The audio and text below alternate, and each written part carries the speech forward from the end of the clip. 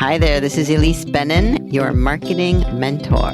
And this is the podcast for you if and only if you are ready to leave the feast or famine syndrome behind, and I mean for good.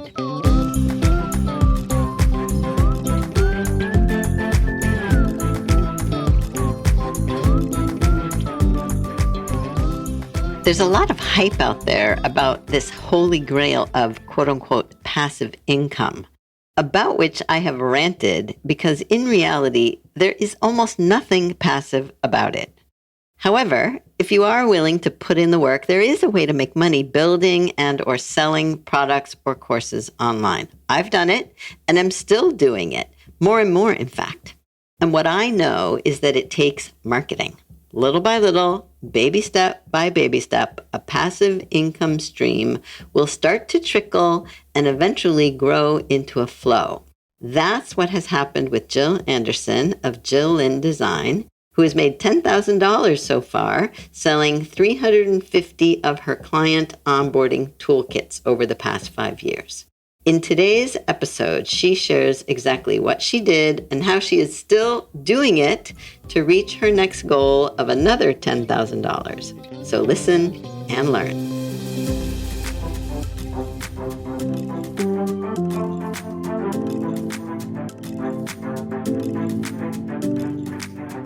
Hello, Jill. Welcome back to the podcast. Hello, Elise. You've been on the podcast before, but for those people who don't know who you are, give us your elevator pitch.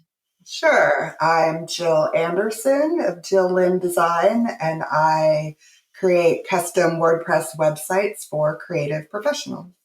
And we're talking today because not about that, actually, but about an extension of that, which is a product that you created for quote unquote passive income. And I think what we want to talk about is how it's not all that passive, but tell us a little bit first about the product. Yeah, so I created a digital course, the Client Onboarding Toolkit, from prospect to paying client. It's my really simple, easy 4-step process from getting someone who's interested in maybe working with you to signing on the dotted line and becoming a client. Beautiful. And when did you create this course? Well, it launched in the summer of 2020, but it probably took me 3 years to actually have it ready. So I'd say, I guess, what is that, 5 years ago? And how come it took you 3 years to have it ready? What were you doing during those 3 years? So I knew I wanted to create something to sell as passive income, but I needed content for it. For those 3 years, I blogged, kind of strategically did it so that each post and that content could be woven together to create the product. And one of the things I know also is that you were building a list during that time, right? Yeah, so I've been in business for like 20 years. Something like that. Mm-hmm. And I probably started building a list 2010. I'm not really sure. So I had a list, but definitely wanted to get more people on it. Always want to get more people on it. And who's the market? Who's on your list? So I like to say that I kind of have a twofold market. Like I like to talk about, blog about, newsletter about good websites and good business. I market to creative professionals. So there are a lot of creative professionals on my list, but there's also a lot of folks that are all kinds of people that just want to know about having a good website. And I'm channeling some of the listeners now and thinking, wait, but aren't you a creative professional and a web designer? And if those people are also on your list, aren't they your competitors? No, gosh. Why not? No, I think, there's so much design that's needed in the world and creative services that I don't feel that way at all. Mm-hmm. You know, I have a specific niche. Everybody has, or should have, the specific thing they do and target.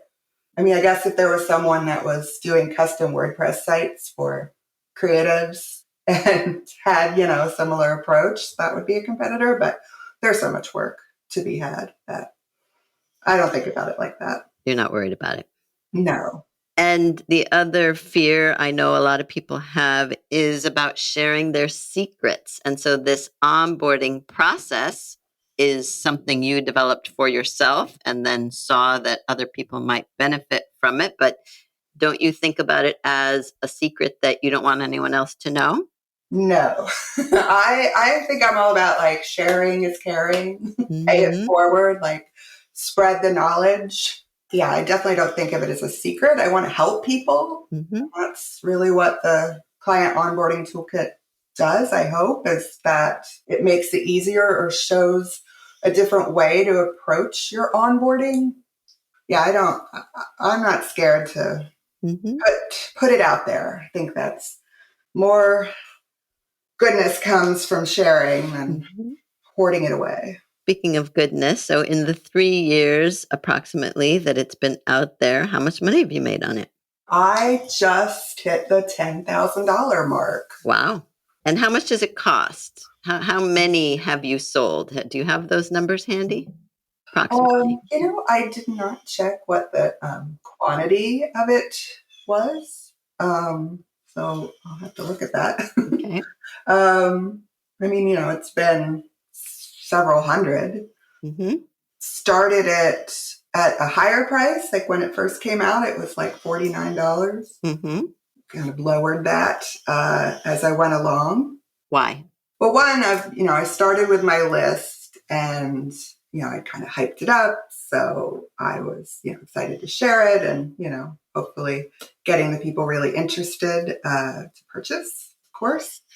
But as it was out there and I marketed it, it's kind of clear that bringing the price down a bit would help generate more sales. And, at that point, I had done all the work. I still have to work on marketing it. That doesn't go away. But it was okay for me to sell it for less, with the hopes of making more money Mm-hmm. on it over the long run. Right. So, I mean, that's a choice people make. Are you going to sell something for a high price? And if so, you'll probably sell fewer of them than sell it for a lower price and sell more. Right. Yeah. Very opposite from how I run my, website building business. But Oh, yeah? How do you run your website building business? I want to charge more and do less work Mm-hmm. than charge a little bit and do lots and lots of work. Mm-hmm. And why do you call it a course? So I built the platform of it in WordPress because I'm a developer. So I wanted to do that part myself. And, it is a digital course that walks you through these 4 steps I have. There's a section for each step and multiple pages for each section. And, meant to be done. You could do it all in one sitting or multiple sittings, with an action step at the end of each section. So I felt like it's easier to do when it's kind of short, digestible chunks for people. But there is a PDF if, people prefer that. So it could be consumed, if you will, as an ebook or something like that, or even printed out. Yep. And so let's focus on how to get your product out there, because I imagine that people listening, similar to you early on, had an idea of, I'd like to make some passive income. I don't want to, for the rest of my life, exchange time for money. And so beginning that process and coming up with a product, that's one step. And then getting it out there, to me, this is the hardest step because often people have, tons of ideas about what they would want to put out there. And then they maybe do one promotion and it doesn't knock their socks off and then they drop it. And so what I'd love to hear from you is, what have you learned and what exactly have you done to, over 3 years, get it out there and keep adding to your quote unquote passive income? The first large step was marketing it towards my list. So I think at the time I have like maybe 2,000 people on my list. Mm-hmm. I had to start paying for MailChimp. Mm-hmm. I was kind of happy about that. Mm-hmm. So doing promotions with that, but I also didn't want to be too salesy, like, hey, you've been on my list and now I'm just going to throw this product at you. I wanted to still give them beneficial content. Mm-hmm. But yeah, I started there. And then I decided it would be nice to get it out there on more like selling platforms. What are selling platforms? So, like marketplaces that sell digital products, whether they're courses or PDFs or templates or whatever, so that, it wasn't me really doing the promotion. It was just me putting the product on the platform, Mm-hmm. and then people buy it that way. So I started with AppSumo. I had been a customer of theirs for years, and I love them. They have a really great partner portal, great support. Just they're a fabulous program. I know I've sold over 100 through that. So just to be super clear, so AppSumo is a marketplace that has their own list, I imagine, Yes. and members. And these are people who are always looking for new tools or new software or new services. And so you basically upload it onto their platform and they market it for you. Yes. Yeah, it's great. I have been a client or customer because that's where I would get my stock photography bundles Mm-hmm. from. But yeah, they have all kinds of things. But they do sell courses. And I imagine they take a percentage of what they sell. Yeah, it just depends. All of the platforms are different, but sometimes it's 50%. Sometimes the percentage changes based on whether it's a new customer or their existing customers. Mm-hmm. They're all different, but I'd say it's about, they take like maybe 40% on average. Mm-hmm. And that's fine with you. Yeah, because again, I put it up there, and that part's passive. People buy it, and I'm not doing anything. Mm-hmm. So it's kind of like Etsy. I think a lot of people are familiar with Etsy for, artisanal and artist work. And it's that kind of thing, but for digital products. Correct. Mm-hmm. And AppSumo is a really popular one, but I also have it on Deal Fuel and Deal Mirror and Stack Commerce, and that might be it. How do you find these marketplaces? Google. I've done a lot of research on, I was really successful with AppSumo, so it's like, well, what are their competitors? Mm-hmm. Who else is out there in that space? And, so I've been slowly adding different folks to, where it's being sold. And is that easy, or are there things to be aware of or know in advance if you want to post or upload a product onto the various platforms and marketplaces? I don't know that it's easy, but I don't know that it's hard. It is work getting it up there because, you have to make your product images and content around the product. So I, piece together things, and it always takes me forever to do those parts. But now I have it down pretty well that I know, like, here's the benefits, here's the features, here's why, here are the testimonials, here are, all the things that they need. Mm-hmm. So, there's that part. And then there's more of the technical aspect of, if you're going to sell a course, if you're going to sell it on your website, or even if you're going to sell it through some other platform, you have to, here's the redemption URL, and here's the coupon code, and here's, the instructions and all of that. So, it takes a little bit of time, but, again, once you do a couple of them, then Mm-hmm. you have all that, and it's a little easier. But you're very tech savvy. Do you think someone who's not quite as tech savvy would be challenged by all the pieces you have to put together and all the, the technology of uploading it? So if you're not tech savvy, I mean, you have some options. You could hire someone that Mm-hmm. is. Um, There's a business. there's a business. I do some of that for my clients. Mm-hmm. Then it doesn't have to be a digital course. You could just have a PDF, an ebook, something um, that lots of people consume content that way. Mm-hmm. And then there's other platforms like Teachable, Skillshare, where you can use their technology and you just add your content. And I seem to remember you did have, maybe you still do have a course on Skillshare, right? Not currently, no. It was a couple years back, and I think they were kind of cleaning house and getting rid of things that they didn't think were up to par. Mm-hmm. So I had what was it? Like fundamentals of web typography Right. that I had put up there. I had done that for a presentation for a conference, and I made it into this like little digital product, and it did okay. But I guess it wasn't as I don't know, professional or what they were looking for in their content, so they fired me. Well, and just to not lest anyone think there's something bad about your content, they did the same thing to me with my anatomy of a winning proposal. I had a little course up there also, and then it just disappeared. They didn't even tell me. Yeah, I think they told you, right? they must have, because I found out somehow. And then I wrote a blog post and a newsletter about how I got kicked off Skillshare. And then it was really popular because people were, like, oh my God, I can't believe it. And, it was, kind of redemption of Skillshare.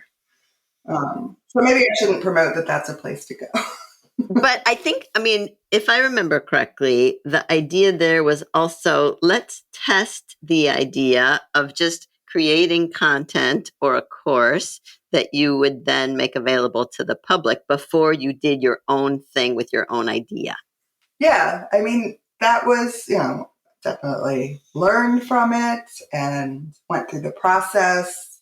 Still happy about it. I had, they kicked me off. I had these videos, so now they're just for free on my site. Mm-hmm. I should probably market those again. It's been a while. Maybe that's your next product. Is there a next product in your future, or is you've learned a lot, you like this one, but enough? Yeah, I really just want to focus on this product, the client onboarding toolkit for now, just because I feel like there's more to do with it. Like what? As far as promoting it, Mm-hmm. I think that could be ongoing forever. So I don't have any products necessarily in mind. I mean, I have ideas, but I'm just going to stick with this promoting the toolkit for now. See how it goes. Yeah, and when you say there's more you can do with it, do you mean there are more platforms to upload it to, or more with the existing platforms? More platforms. Also, sometimes I think that just getting it featured on some blogs would be nice. Just getting it out there more. Influencers, maybe? Yeah. And what about a Black Friday sale, Jill? We were talking Black Friday, Cyber Monday is coming up soon. What are you thinking about that? I think that's a great idea. Very timely. So I think, with this podcast and getting some information out about it and doing a sale would be great. Mm-hmm. Your cat agrees. Oh my gosh, yes. She's old and she's just meowing. Oh. Sorry. That's all right, no problem. And what about other affiliates? Have you used that approach? Because that's the one that often people, ask me about or think they can make a lot of money with. They'll just create their own marketplace and sell other people's stuff. What's your position on that? So I have an affiliate program for my toolkits, which you're an affiliate, and a few other folks. I probably could promote that more. And I guess, are you talking about the flip side of that, where somebody's an affiliate marketer and they put their courses out, put other people's content on their site and then try to sell it that way? Yeah, basically. I mean, There's plenty of businesses that do that. I think you have to have a really specific audience and, a good marketing funnel in place. Just because you build it doesn't mean people are coming. Right. There's work there to be done, like anything.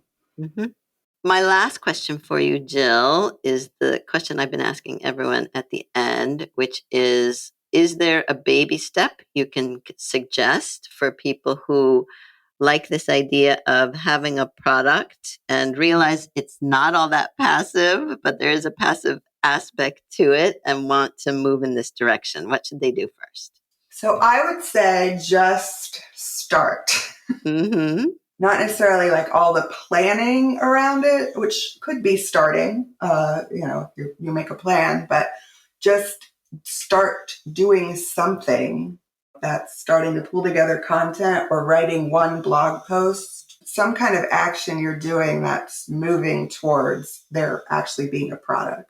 Yeah. And then making time to actually work on it.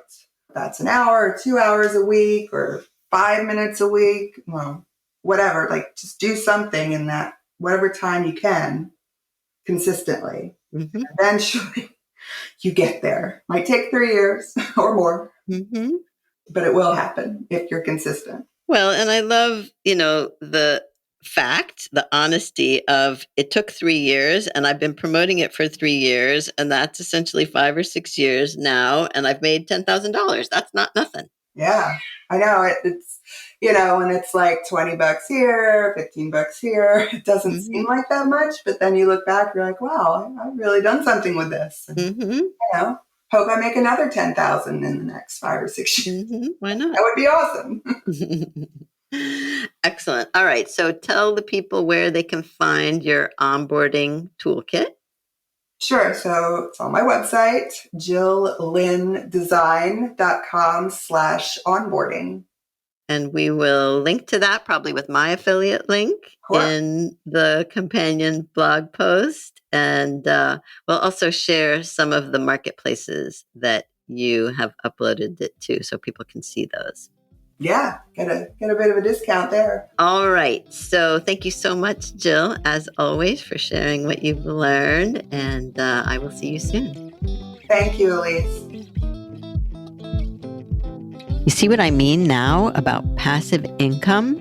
Jill has the right attitude. Persistence, one step at a time, $15 here and there, it all adds up. So for the baby step, Jill suggested just starting.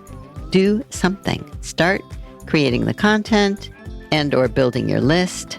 And to do that, you have to carve out time to work on it. Otherwise, it's going to be one more of those things on the back burner that you never get to. So did you learn a little something? I hope so, because that's how this works. One baby step at a time. Before you know it, you'll have better clients with bigger budgets. Speaking of better clients, they're probably not going to fall in your lap. That's why I keep hawking my simplest marketing plan. If you want to build a thriving business on your own terms, watch for the brand new version coming in 2023. It will be simpler than ever. Get on the list to hear about it by signing up for my quick tips from Marketing Mentor at marketing-mentortips.com. That's marketing-mentortips.com. I'll be back soon with more conversations with creative professionals who are doing what it takes to ditch the feast or famine syndrome. Until next time.